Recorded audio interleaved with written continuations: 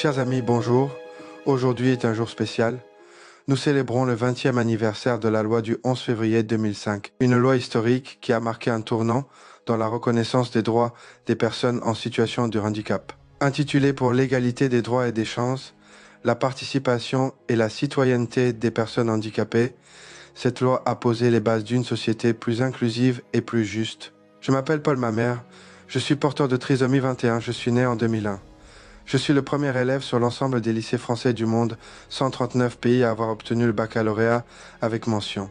Cette loi a une résonance particulière dans mon parcours. Elle a ouvert des portes, brisé des barrières et permis à des milliers de personnes, dont moi, de rêver et d'agir sans limite. Dans cette vidéo, je souhaite revenir sur les avancées majeures de cette loi, partager des témoignages inspirants et explorer les défis qui restent à relever pour construire une société véritablement inclusive. Monsieur le Président de la République Emmanuel Macron qui soutient mes efforts et Madame la Ministre Charlotte Parmentier-Lecocq trouvent ici toute ma reconnaissance. Alors, prêt à plonger dans cette histoire et à célébrer ensemble. Bonsoir, pouvez-vous présenter? Alors, je suis Charlotte Parmentier, je suis la ministre déléguée en charge de l'autonomie et du handicap. Que pensez-vous de l'événement de handicap? C'est moi qui l'ai organisé avec mes équipes, mais avec Catherine Vautrin, nous souhaitions avoir cet événement pour marquer l'anniversaire de la loi 2005, qui est une loi importante.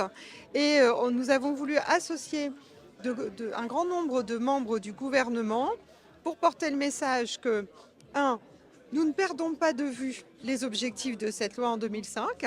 Nous voulons continuer à l'appliquer, à la mettre en œuvre. Et donc aujourd'hui, nous prenions la mesure du bilan, mais surtout, nous allons prochainement travailler sur ce que l'on fait, sur les actions que nous allons pouvoir mettre en place.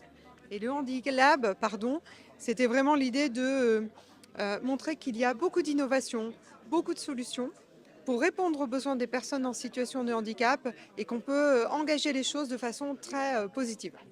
Est-ce qu'il y a des solutions? Oui, il y a beaucoup de solutions qui sont parfois pas connues. C'est pour ça qu'on a voulu à l'étage avoir un forum qui présente des solutions, mais c'est qu'une toute petite partie de l'ensemble des solutions qui existent pour le logement, pour améliorer la santé, pour améliorer la communication des personnes en situation de handicap, pour vraiment tous les sujets. On voit qu'il y a de l'innovation, on voit que l'intelligence artificielle, ça va nous aider aussi. Peut-être pour mieux régler les problèmes de démarche administrative et pouvoir plus mettre de l'humain en face de l'humain. Finalement, les innovations technologiques, elles vont nous aider à mieux prendre en compte les besoins des personnes en situation de handicap. Merci.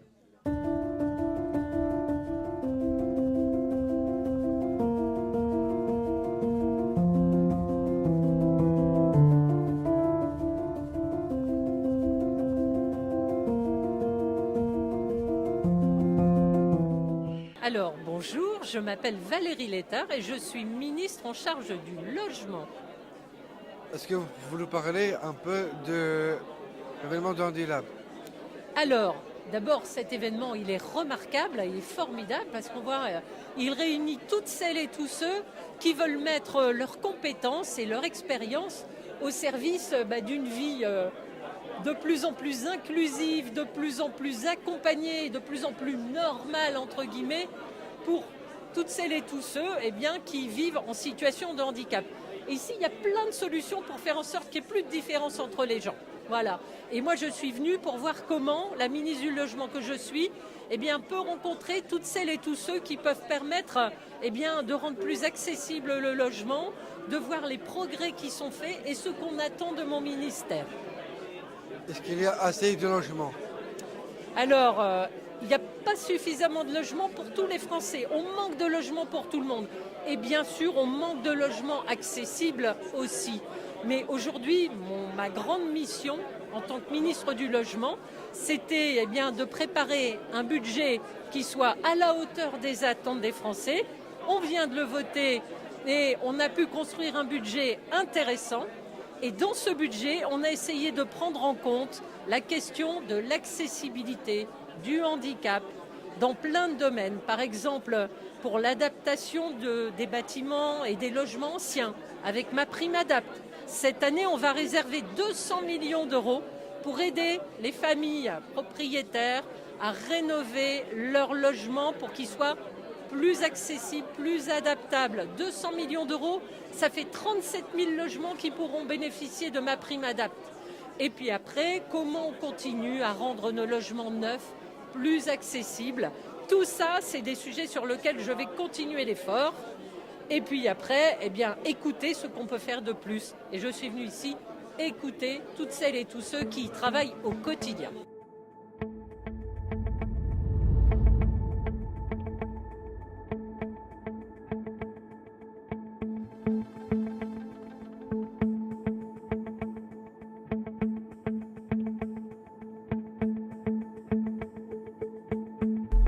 Je m'appelle Monsieur Denis Piveteau et je suis ancien directeur de la CNSA, la Caisse nationale de solidarité pour l'autonomie.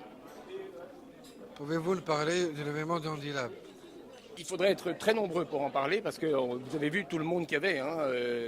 Et moi, ce que je trouve formidable, c'est qu'on voit beaucoup d'initiatives qui viennent des personnes qui vivent avec un handicap. Voilà. C'est la preuve que voilà, le handicap est aussi une source de créativité, une source d'innovation pour les personnes handicapées, mais surtout par les personnes qui vivent avec un handicap. Est-ce qu'il y a des solutions aujourd'hui? Alors, je crois, moi, que les solutions pour la présence des personnes qui vivent avec un handicap dans la société, c'est d'abord que la société change. Voilà.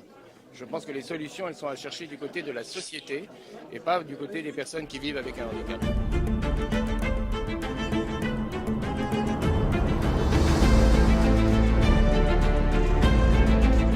Gérald Azanco, je suis président de FIMACO et à l'origine du Handilab. Que pensez-vous de l'événement de Handilab? On est très fiers d'avoir toutes les personnes concernées par le handicap, les associations, beaucoup de ministres. Il y avait 8 ministres aujourd'hui sur ce sujet pour évoquer un peu ce qui s'est passé depuis 20 ans et puis d'avoir un regard sur le futur. Quelles innovations en matière de handicap aujourd'hui? Il y a beaucoup d'espoir et l'innovation en particulier, l'innovation technologique mais aussi l'innovation sociale et culturelle est probablement une des solutions pour mieux vivre ensemble.